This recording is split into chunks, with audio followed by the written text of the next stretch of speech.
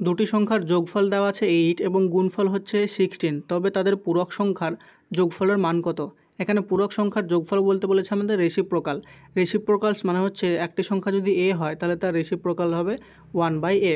এই করে আমাদের কনসেপ্টটা কাজে লাগাবো। তো এখানে আমাদের সংখ্যাগুলি কী কী দেওয়া আছে দেখো।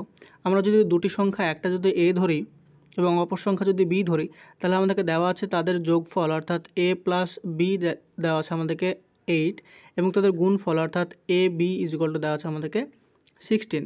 এবার আমাদেরকে বার করতে কী বলেছে? বার করতে বলেছে তাদের পূরক বা অনন্যকের যোগফল কত হবে। তাহলে এখানে আমাদেরকে 1/a প্লাস 1/b এর ভ্যালুটা কত হবে সেটা আমাদের বার করতে বলেছে।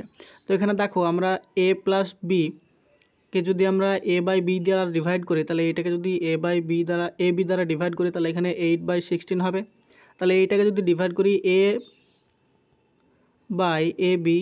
প্লাস b/ab = 8/16 করলে এইটা আমরা পাই 1/2।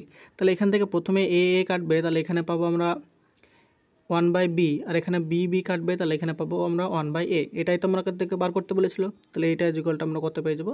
এটা পাবো আমরা হাফ। তাহলে এখানে হাফ হয়ে যাবে আমাদের উত্তর, যেটা অপশান নাম্বার বিতে দেওয়া আছে।